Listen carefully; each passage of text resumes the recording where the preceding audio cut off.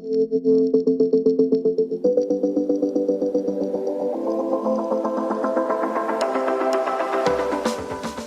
to the Tech Ed Podcast, where we visit with leaders who are shaping, innovating, and disrupting technical education. People who are not afraid to think differently, not afraid to try something new, all with the goal of securing the American dream for the next generation of STEM and workforce talent. Welcome into the Tech Ed Podcast. I am your host, Matt Kirkner. It is great to have you with us. And I have a confession to make to our audience, and that is before I came over to the world of education about 6-7 years ago, I had no idea what an industry recognized credential even was. And that's somebody who was running manufacturing companies. I'd maybe heard of a couple just a little bit, but didn't really even know what they were. Then I get over to the world of education. And believe it or not, at that time, there are like 900 of these things. So 900 different credentials that students and learners can earn as they are pursuing career pathways. And right off the bat, I knew that there wasn't something quite right about that. If we're telling students that these career pathways are improved if you have a credential, if we tell them that these credentials lead to great opportunities in whatever endeavor you are pursuing, and those endeavors aren't there when they get there, we have just lied to that student. Now, the truth of the matter is, at least in my opinion, there are a lot of back in industry recognized credentials that have a great place in the world of industry, in the world of manufacturing, and in the world of education. But we have a lot of work to do to make those valued on the employment side. That's one of the reasons I've really been looking forward to our discussion today with our guest. His name is Matt Giani, and Matt has a couple of roles. His first role is that he is a research associate for the Texas Behavioral and Science and Policy Institute. And secondarily, he is Assistant Professor of Practice, Department of Educational Leadership and Policy, University of Texas, Austin. I only hope that my career one day takes me to a place where I can have that many titles. But Matt, obviously an impressive background, doing some impressive things. Welcome to the Tech Ed Podcast. Yeah, thank you so much. I'm really pleased to be here. And we're pleased to have you. We're going to dive right into our first question, and that is regarding the Thomas B. Fordham Institute and the background of that organization and the partnership with the University of Texas, Austin that led to the project that we're going to talk about today. Tell us about that. Yeah, well, it was kind of informal and haphazard in a certain sense. I had not worked with the Fordham Institute before. I had done some research on career and technical education that's been disseminated in different places. And they came across that and just reached out and said, hey, have you done any work on industry certifications? Because we're kind of interested in this and we haven't seen much research on it. And of course, studying these certifications was kind of a natural extension of my research on career and technical education. So we discussed different ideas, what types of research questions we could answer. And eventually we came up with an idea to kind of pursue the study that has now been disseminated just about a month ago. That's really about industry recognized certifications in Texas with implications for states across the country. So that's a bit about how the partnership came about. And so tell us what prompted this specific work on what we call IRCs or industry recognized credentials. How did you determine that this was the area of focus? Yeah, it's a good question. So what I've seen happen over the past decade, but really accelerating in the past 5 years, is this strengthening emphasis on career readiness for high school graduates, right? So for a while, particularly from kind of the post-World War II period all the way past the civil rights movement, it was all about college access, right? And really reducing a lot of the inequities and inequalities in higher education access. Eventually, policy shifted to focus on, well, what about college readiness, right? Lots of students are getting into college, but they're not successful when they get there. They're not completing, they're accumulating lots of debt. And now I think in the past few decades, there has been this reconceptualization of what are we preparing high school graduates for? Maybe not all students need to go to higher education. Maybe there's some viable paths for students after high school, but we have to make sure they're actually equipped with the knowledge and skills they need to succeed in the economy. So there's been this resurgence of interest in career and technical education as one component of career readiness.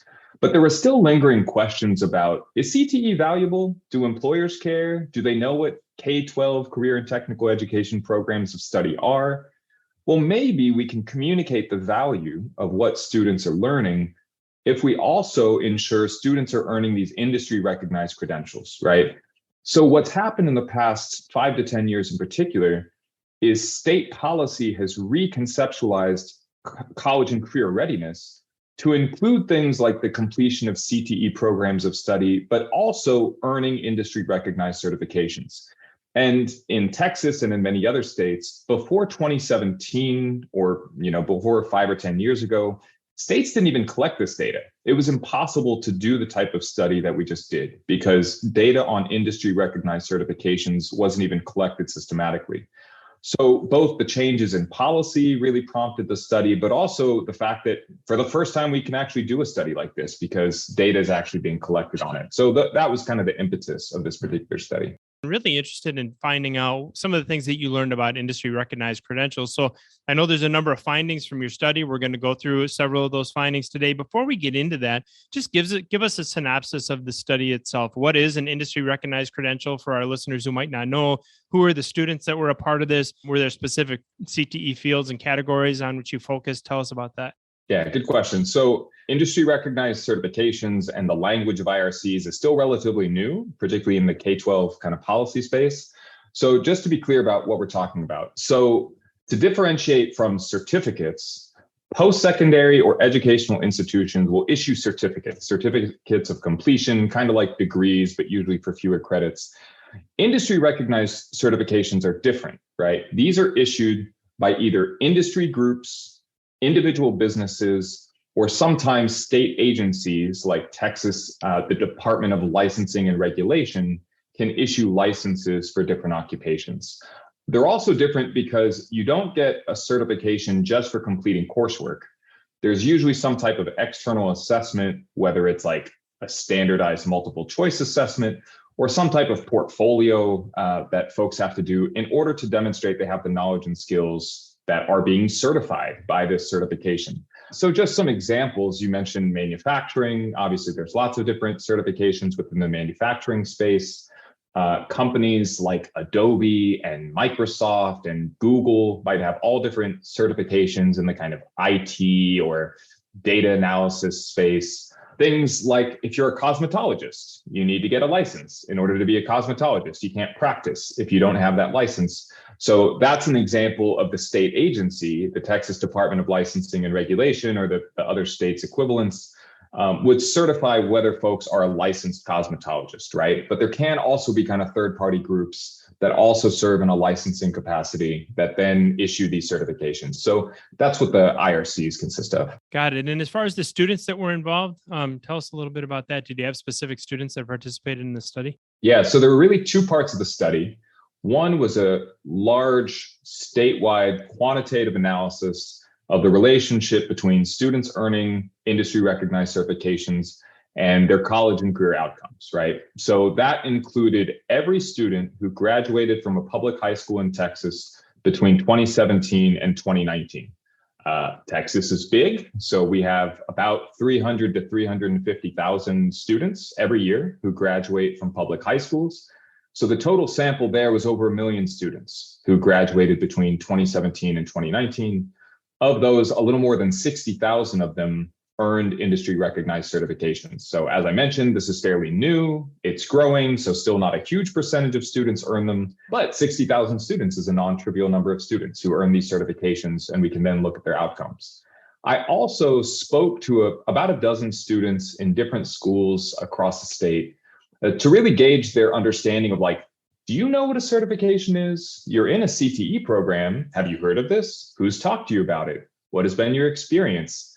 Do you know what the actual assessment consists of? Are you prepared to take it? Have you gone through that process? So it was really, really informative. I mean, it's amazing how you can analyze 1 million students and their data, and you have some really interesting insights, but then you have a conversation with a dozen, and sometimes the insights are even more profound, or you understand things much more deeply than you would just looking at the data itself. So the study included both methods, both quantitative and qualitative. So let's go through, a number of really interesting findings. And I think there were 6 that we're going to reference today and ask you some questions about those.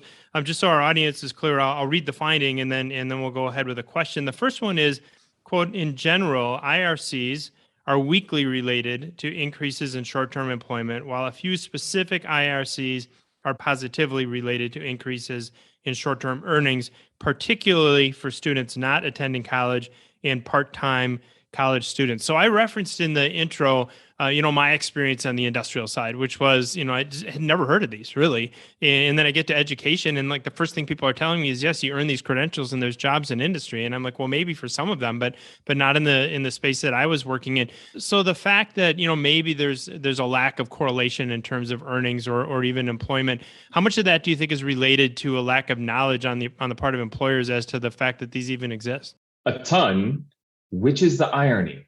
Right. Because we call them industry recognized credentials, Right. or industry-based certifications. The whole point is that industry should recognize them, right? And it's fascinating that you mentioned manufacturing and your personal experience, right, where you say, I'd never heard of these things, right? Where I would have thought manufacturing was actually one of the fields where you needed the certification in order to get in the job, right? So I was thinking there's other types of certifications like the Microsoft Office suite, right? Like, sure, it's good for students to know Excel, but how many jobs require that? List it as a requirement. You need this certification in order to get the job. I think that's an open question. So we didn't find much relationship between those types of, in Texas, they're called business certifications, but they were largely Microsoft Office certifications. So it makes sense there that you don't see a really strong relationship with things like first year earnings. But for other fields like manufacturing, I actually would have thought that there was more awareness from employers and from industry groups. I think we see some of the strongest relationships in places where it is a license or where it's required to actually get in the job. So I was really surprised to see that cosmetology was actually one of the fields with the biggest relationship with first year earnings. And that's because you can't be a licensed cosmetologist if you don't have the license. So it really is like a legal barrier to practice.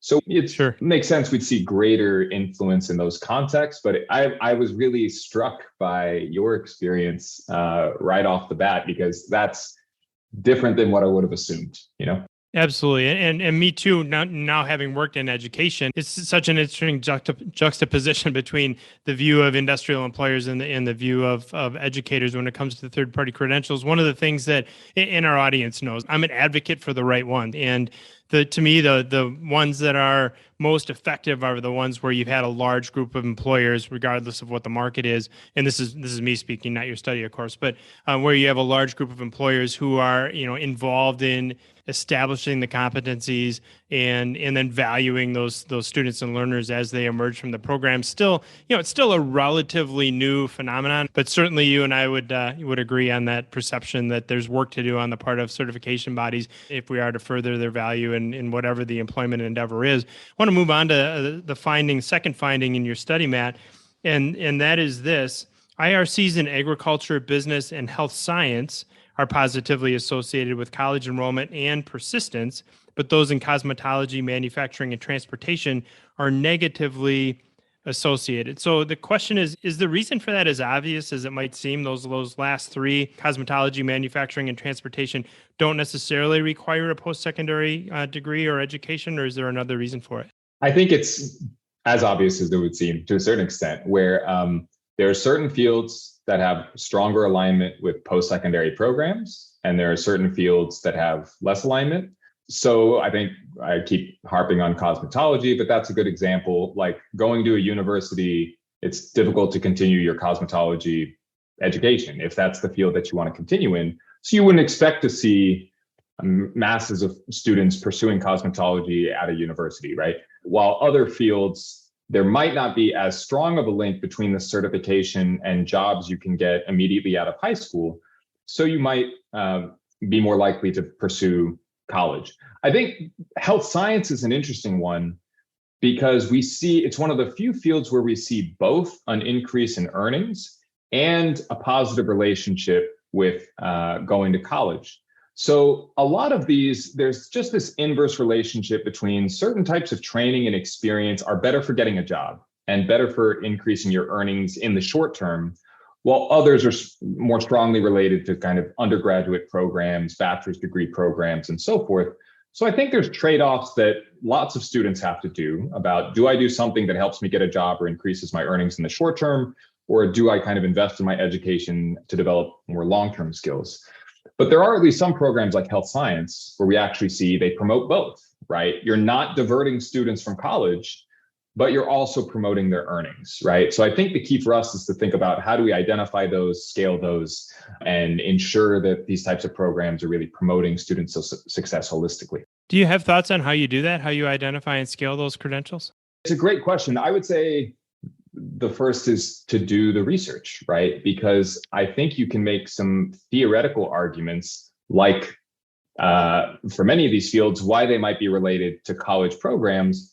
And then you look at the data and you see, oh, actually, they're diverting students from college, or they're not promoting students' earnings, right? I mean, once again, like the manufacturing one was super fascinating, because that's one of the ones where it's like, we really need students to get these certifications. Industry groups are demanding it. That's the discourse I hear in the educational policy space, but you don't know until you look at the data whether that is all true, right? So I think the first step is just to look at the data. And then I think states need to make tough decisions about where's the best return on investment, which programs are actually promoting student success. And they have to make some key funding and resource decisions about what should we invest in. So that's political and difficult, but I feel like it's necessary to most effectively serve students. Yeah, absolutely. And, I sit probably in many of the same types of meetings that you do. And on the policy side, we hear about these third-party certifications all the time. And you're right, they're saying industry is demanding it. And I would just tell folks that for the vast majority of them, at least that I've been involved with, industry's not demanding it unless they were involved in creating the competencies and creating the certifications. But if there's an opportunity for them to to think a little bit further down the path of how do I want to present this to education, and how do I really want to, what's most important is add value for the student. That has to be all about, in my opinion, making sure that there is an employer on the other side of that certification that is begging and asking for those competencies, and then understanding, because I think there are a lot of employers that would benefit from a lot of third-party certifications, independent certifications, that don't know to look. And so we've got some work to do as well. I want to move on to the third finding from your study, Matt, and that is that only a handful of IRCs are related to, as you put it, overall success beyond high school. The question would be, how do you define success beyond high school? So what we did in the study is take cohorts of high school graduates and then follow them for 1 year to look at their labor market outcomes and their college enrollment. We also looked at their college persistence in the second year after high school graduation. So we defined post-secondary success as you either enrolled in college. We didn't say anything about did you complete, were you successful when you got there? We're just saying, did you enroll in college? Or did you earn about $25,000 a year, which was 200% of the poverty line, right? The issue is almost no students were at that earnings threshold, right? I mean, less than 5% of students were earning $25,000 a year. Even if we looked at students who were definitely not enrolled in college and were only working, almost none of them hit that earnings threshold. So on one hand, we find that there's a positive relationship between these certifications and first year earnings. Good, okay, that's better than it being a negative relationship. But on the other hand, my issue at this point, and something I'm really thinking about a lot, is that our K-12 policy framework is defining students as being ready for career if you earn one of these certifications. And it's increasing your earnings by 8%, and you're making 10 to 12 grand a year on average, right? Like, I don't know how we can consider that career success or career readiness. So we used a higher threshold and still found almost no students were exhibiting that career success. But there aren't consistent standards, I think, for how this is defined. We're just at the place where we have the data now where we can look at high school graduates and their first year earnings. So now the question is, what standard should we use, right? And I don't know. It's a philosophical debate, it's a policy debate, and it's a moral debate that I think we need to continue to have. Absolutely. And probably a regional debate as well. I mean, it's that of all the things we've talked about so far today, that's the one that really is, I find the most baffling. I mean, I think about, and we're in different states. I'm in Wisconsin, you're in Texas. I mean, you graduate from high school here with no certifications, and you can go to work in manufacturing for, minimum $15, $16 an hour. I mean, minimum that's, just doing quick math, that's $32,000 to $34,000 a year if you have no overtime at all over the course of that year. So that, and I know you don't have an answer, and I'm not challenging the conclusion other than to say that it's just a really interesting anecdote that maybe we just need to find better avenues for these students to find those types of career fields, because at least in my part of the country, you can live well above poverty if you go to work every day. But we'd love to have more time to explore that with you at some point. But I do want to move on to the next finding, which is the fourth one. And that one says that the majority of students who earn IRCs are not employed in the industry most closely aligned with their credentials if they enter the workforce, nor are they enrolled in related college majors if they go to college. So, I mean, what I'm hearing from that is if I earn a certification and you pick whatever the competency area is, there's not a high correlation of students that are actually either going to work in that area of study or continuing their education in that area of study. Another really fascinating finding. Why do you think that is? Yeah, I think two reasons. One is that I think an interesting finding we also came across that's related to this is that many students are earning these certifications outside of the career and technical education program focus. So they might be enrolled in health science and then they're earning a business certification on the side or something like that. So there's some misalignment there. Also, one point is that I think a lot of students are exploring what they're interested in. And this really came out in the student interviews. So we had a student who is getting an auto tech certification, right? And I said, oh, do you want to pursue that in the future? And she said, oh, I want to go to veterinary school. And I said, well, why are you in this program? And she said, well, my dad's a mechanic. My uncle's a mechanic. I never want to pay someone to fix my car. And like, as a female, I almost sensed that she was like, it's even more important to me, like as a female, to be able to do that myself, right? So it was a kind of self-sufficiency thing. It was just like a logical thing to know how to do, but it didn't sound like she was going to use the certification for a job. And we heard that from many different students in different contexts, that they just didn't see the career path as the one they were definitely going to pursue. So I think the question is like, is this an issue or not? And from my perspective, I think it's totally fine for students to enroll in different courses with different subjects while they're in high school, explore what they're interested in. And I think that's a really valuable experience to just expose students to different pathways and opportunities and allow them to choose what works for them. But I think the question is, should we invest in these certifications if students aren't using them? When the value of the certification should be the signal to the labor market that will help you get a better job, that will help you make more money. But if students aren't going to use them overwhelmingly, it's kind of like, what's the point of investing in the certifications? So once again, although we found lots of positive relationships between the certifications and the first year earnings, I think the most typical story is that the student who earns the certification doesn't go into that field or, doesn't use the certification in the job market. So it's another tough question for states and those who are investing in this. Like, is it worth the investment if that's how? And then the related question is, do we need to change student behavior by forcing them into these paths and saying, don't change fields, don't change majors, go get a job? Or do we just recognize that these are 15, 16, 17-year-olds? They're still exploring, figuring out their identities. And this is just a natural part of their kind of social and academic and career development. And we shouldn't expect a really tight alignment between the certifications and employment. So I don't know the answer, but definitely questions to explore. Oh, those are great questions to explore. So you and I would certainly agree on I think on both parts of your answer, but on the first part, which is that there's certainly value in students experiencing these things, while they're in high school. And just because you didn't pursue a career pathway that you studied for in high school, Lord knows I didn't, that's not necessarily a bad thing, but there is the investment component to it, as you suggest that, all right, is a IRC really the best route then for an individual like that? And then the second part about, the value of the workforce. And my personal belief is that with, like I said, I came over to education 900 of these things, at least at the time, because somebody counted them up like 5 or 6 years ago. And I was like, oh my goodness. And like anything else that we can buy or invest in, there's varying values and varying effectiveness. And I think, for states to explore that aspect of it and really understand, as you did, which of these certifications are leading to jobs, how well established are they industry backed, are employers valuing them? Really, really important work that you've done there. The fifth finding that we're going to talk about today is this, and this is the finding from Matt Giani's study on IRCs.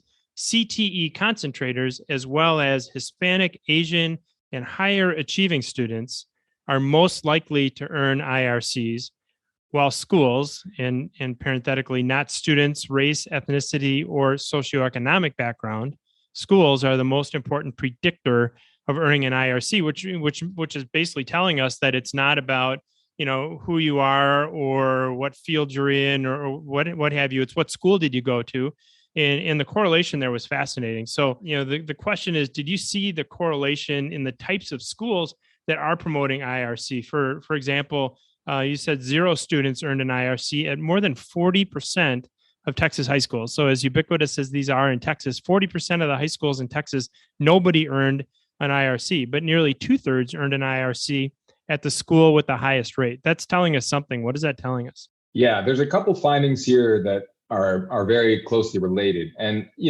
not to elaborate on this too much, but of course, there's lots of research, kind of historical research on career and technical education that conceptualized CTE as a form of tracking, right? Where lower ability students, students of color, low-income students, immigrant students, students with disabilities were disproportionately funneled into these vocational education programs that were low quality, low value, didn't lead to much post-secondary preparation or good jobs. That's why there's a lot of skepticism, I think, about career and technical education. And in fact, it was very intentional, in my view, that vocational education got rebranded and reconceptualized as career and technical education because of some of the stigma that was associated with these programs in the past. So it's always critical for me to really look at equity in these contexts. But it was really fascinating that what I found was very different than what I would expect, right? Where higher achieving students are more likely to earn the certifications than lower achieving students. We don't see much difference by race ethnicity group. And in fact, Black students in Texas were the least likely to earn these certifications. And we see pretty minimal differences based on income, right? Low income students are a little more likely to earn them, but not much. In contrast, we see really big differences across schools, right? Where schools explain the majority of variation in these certifications. So it's not variation within schools, like which students at the school earn them. It's really between schools where we see most of the variance. So when we realized that, I tried to answer the question of, well, what characteristics of schools are associated with these certifications? So I looked at things like the demographic characteristics of the schools, how much they promote career and technical education. Texas also has these like school models. So like early college high schools, they have T-STEM academies, P-Tech schools with their pathways in technology, early college high schools. So it's like a technology focused early college high school. And just if folks aren't familiar, early college high schools are schools where students can earn an associate's degree by the time they graduate high school. So they're enrolling in a substantial amount of college credits and can earn an associate's degree. So I was curious, are any of these school characteristics associated with the certification rate? And overwhelmingly, the answer was no. Like nothing that I analyzed really found a strong correlation. So the question is like, well, what's going on? What is it about certain schools where certifications are really prominent? My best guesses, and these are just guesses and speculation at this point, I think teachers are critical, right? If teachers come from a field where they've worked in the field and no one cared about the certification, well, why would they promote it with their students, right? They might just ignore it. Also, I'm curious if the schools emphasize it in their strategy, right? Okay, we need to make sure students are college, career, or military ready. How are we going to do that? Are we going to do it with certifications? Are we going to do it with CTE?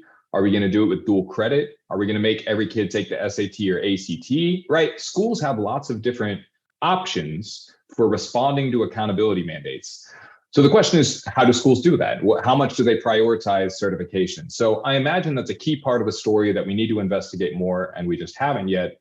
And then, as you mentioned, just like there's state policy that would like finance or fund things like certifications, do schools allocate resources to students taking the certification exams or providing support for teachers to promote the certifications, right? To train the teachers on getting the certifications.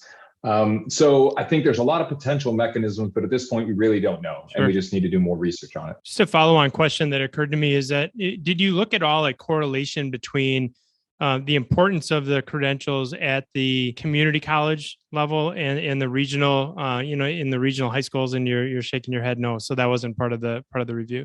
No, it's a great question. And in fact, just something broadly I've been thinking about is how do we account for what you can call the college and career context of a high school, right? Like their proximity to colleges, the types of industries that are in the area, whether the community college has programs that are aligned with the certification. We know those factors influence students' college and career decisions, whether they go to college, whether they persist in college, whether they get a job, what types of jobs they get. I didn't account for any of that. And that's just a really critical next step, is how does that context influence not only the extent to which the high school promotes the certifications, but the value of the certification as a signal, right? It has to be related to the context in which students are graduating from. Absolutely. Yeah, it'd be an interesting follow-up study to do for somebody to do, whether it's you or somebody else who's listening, to take a look at that correlation. I would just say anecdotally a couple things, and that is that we certainly see, as we spend time primarily in the Midwest with a lot of educational institutions, the more a regional, technical, or community college values those, promotes them, offers credit articulation in some cases for them. We're seeing more and more of that from high school. The more likely those regional high schools are, and again, it's just anecdotal. I don't have data to prove that, just an observation, but it would be interesting to look at that correlation. The other thing, just to clarify a little bit, is that, as I came over to the education side, I see, had I known about some of these credentials as an industrial employer, I would have seen tremendous value in some of them, not all of them, because we look at a lot of them that are, there's all kinds of reasons somebody comes up with a credential, and sometimes they're about the student and local employers, and then there's another list of like 20 other things that might be influencing the development of that credential. But, I say to people in manufacturing, because that's where I came from, if you had somebody that understood how to read a blueprint, how to measure, a little bit about AC/DC, a little bit about robot operation and programming, would you place that student or that candidate for a position above somebody that had none of that? And everybody's like, well, of course. And it's like, well, there are actually certifications that the student can earn that would prove to you that they've done those things. Maybe you should look at them. And that's where I think the next big evolution personally, again, not specific to your study, but on IRCs, is that the ones that really figure out how to promote them with employers and have employers value them, those are the ones that are going to move themselves up on the list in terms of effectiveness. But in the interest of time, moving on to finding number 6, which I also thought was maybe interesting, although not surprising to me: health science, business, and manufacturing. Those 3 endeavors, or those 3 career fields, dominate the top 25 most common IRCs. What is it about these career fields that necessitate so many credentials? Yeah, it's a good question. And I think although you can kind of group them together, they're very different in terms of their focus and things. So, health science is just being promoted all over the place. And we do see lots of benefits of health science programs. Some of the early college high schools we discussed before are helping prepare students in health science fields. Generally, there's lots of jobs in nursing and for licensed vocational nurses and certified nursing assistants and so forth. So there just seems to be lots of demand for those types of certifications. And it's a heavily regulated industry, obviously, where you need the certification in order to work in the job. So that's for health science. Manufacturing, once again, fascinating conversation, but I at least hear a lot about. There are all of these certifications. They're really important in manufacturing, and there are lots of good jobs within manufacturing. So I think that's kind of the story there. Business is maybe the most interesting, because at this point, I really don't know what's going on with business. And I think there's 2 possible stories.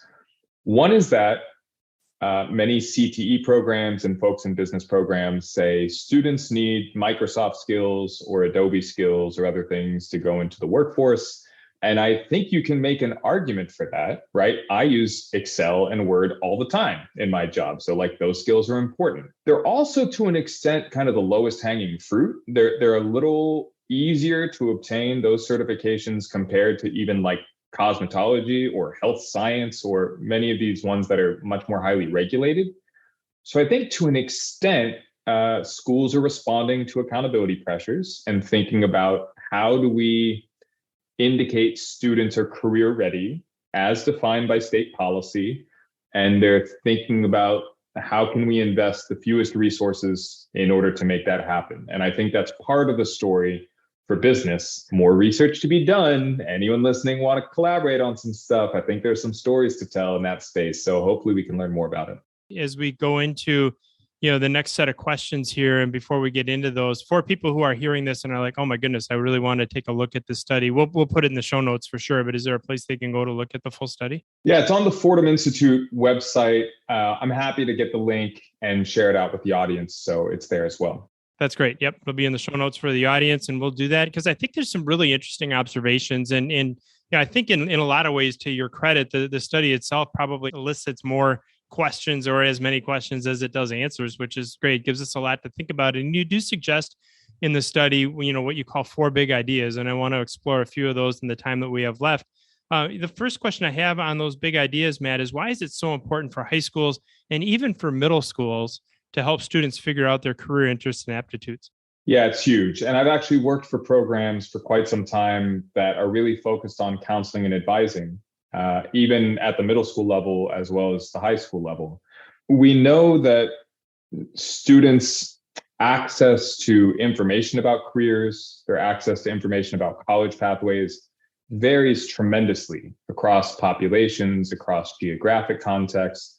So if we want to level the playing field, we just have to do more about helping young kids be exposed to the diversity of incredible careers that are out there for them, so we can find that spark and find something that lights them up and gives them some interest in the future. So I just think that that's really critical. Yeah, know what's out there for them, know what they like, know what they don't like. And we've talked a lot on this podcast about the fact that some students will turn off to certain career pathways as early as middle school, and then you'll never get them back. So making sure that they at least have those on their radar really, really important. We talked a lot about IRCs in this podcast today. You also make a recommendation around apprenticeships, youth apprenticeships, and other opportunities for students to pursue career pathways. Some might argue that in as much as we want students to keep their options open if they are entering an apprenticeship program in high school, which I'm an advocate for, by the way, for the right students. But if they are entering an apprenticeship program, they're making a career choice even earlier in that process. So what is it about apprenticeships that you think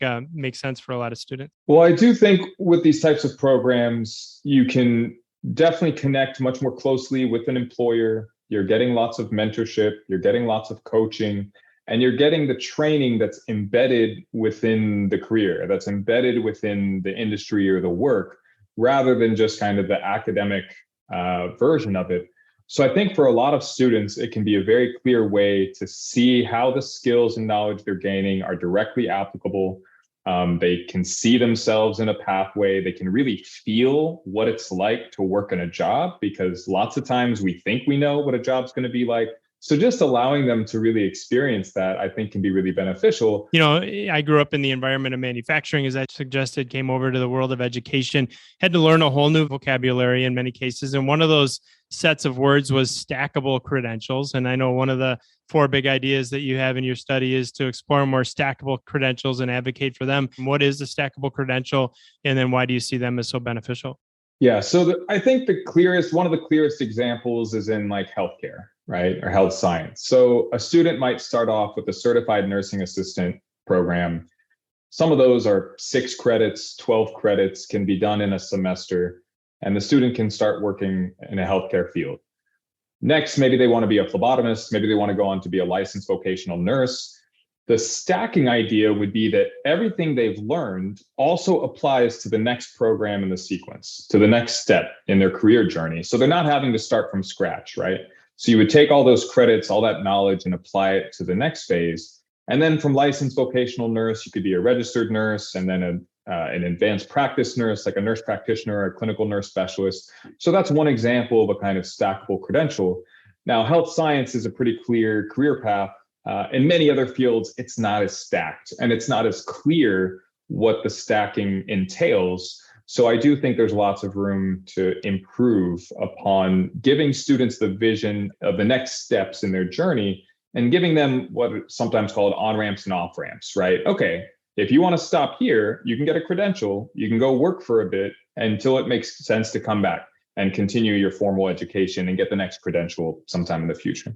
But speaking of measuring the right things and coming from manufacturing, I'm a huge advocate for measuring. I believe that what gets measured improves. You're an advocate for measuring state accountability systems when it comes to IRCs, and that was the fourth of the four big ideas that we'll talk about today. And you'd like to see states be more selective in which IRCs count toward college and career readiness indices. So if we're making that determination, what do you think the criteria should be for which IRCs should count toward that credit? That's a great question. And as a researcher, I don't need to suggest, it's up to policymakers to make that decision. Oh, come which on. Is very Don't make your job that easy. But I will say that if we find IRCs that are not improving student employment and earnings, right? We find no relationship with that. That's the primary focus of industry recognized certifications. Why should the state invest in certifications that are not helping students get jobs, that are not improving students' earnings? So there has to be at least some movement, right? Some benefit that we're seeing. Now, that's the lower threshold. The greater threshold is, are students earning a living wage where they can sustain themselves as independent adults? Because that's how I philosophically think of career readiness, right? But I do think states need to be explicit about career readiness is not the certification. Career readiness is a standard of living, right? That you're able to get a job to support a particular lifestyle. And the question is, which certifications provide for that? Regularly, systematically, in a way that you can measure. I think that's what states need to do. Matt Giani is our guest here on the Tech Ed Podcast, having a great conversation about industry recognized certifications and credentials. Very, very enlightening work that he's done. Just a couple final questions for you, Matt. And the first one is this: based on your research, what advice would you have for educators, students, and certification bodies? And what are we doing right? And then what should we be doing better? Well, I think one key thing is that we just have to more clearly understand and communicate the relationship between these certifications and actual jobs, right? So I still think we're pretty early in our understanding of the certifications. And oftentimes we just assume that the certifications are valued, but we don't really know what the pathway is, what types of jobs, and what specific employers actually care about these certifications. And I'll just say, specifically for educators, unless you've been in the industry working in the past, you might not know about the certifications and what types of employers actually value them. So I think we just need to provide lots more training, professional development, support to educators to help them understand how these certifications work in practice. And just for certification bodies, I think a big question with any assessment is, what's the predictive validity, right? Does this certification and does a particular score on an assessment or the issuance of the certification predict a future outcome? And if it doesn't have value, right? Like if it has no relationship with something that we care about in the future, like getting a job or improving earnings, then you have to question whether the certification is valued. So I think that's critical and ongoing work for the certification bodies. Absolutely. And I wish we had another full hour, Matt, to dedicate to what's been a really fascinating discussion. I know you're tight on time and we've got to get going as well. But before we do, I want to make sure that we ask you the one final question, which we ask of every single guest here on the Tech Ed Podcast. Our audience knows it well. And that is, if you, Matt Giani, had one piece of advice for a high school sophomore, what would that piece of advice be? For a high school sophomore, I think as a high school sophomore, you still have a bit of time to explore. And you may have had certain beliefs about yourself become solidified, that maybe you think you're not a math person, or maybe you don't see yourself in a particular field. But I think it's critical at that age to still experiment and to try new things and to push your boundaries and to do things that make you uncomfortable and to see what sparks you to help you prepare for that next step. So we hear a lot of times that there's pressure from district level folks, from administrators, to try to get kids to stick to their path, right? Stick in your lane. And I just think sophomores are a little young for that. They still have some time to explore, to push their boundaries, to try new things. So with CTE, with certifications, with extracurriculars, whatever it might be, it's still a process of self-discovery that honestly will continue for a decade to come, right? As you enter your career. And just on that, I'll also say that your career is not going to be likely a singular pathway that's clearly defined and sequential and stackable. Very rarely do we see career paths like that. It's iterative, it goes sideways, and it takes unexpected twists and turns. And that's all part of the journey and part of the process. So just be prepared for a wild ride. Yeah, absolutely. Part of the journey, part of the process. Be prepared for a wild ride. We had a wild ride with Matt Giani today, all about industry recognized certifications and credentials. You're an expert in the field, gave some really interesting insights. And I know a lot of our certification bodies that listen to the Tech Ed podcast are going to take away a lot of great ideas about how we can continue to advocate for the right certifications for the right students in the right way. And I think you gave us just a ton of information to be able to do that. Thanks, Matt, so much for being with us. Yeah, thanks again, Matt. It's been great.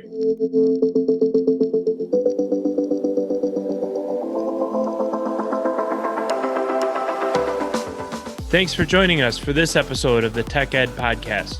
If you haven't already, subscribe, leave a review, and if you like this episode, share it with a friend. New episodes launch every Tuesday, so listen in next week.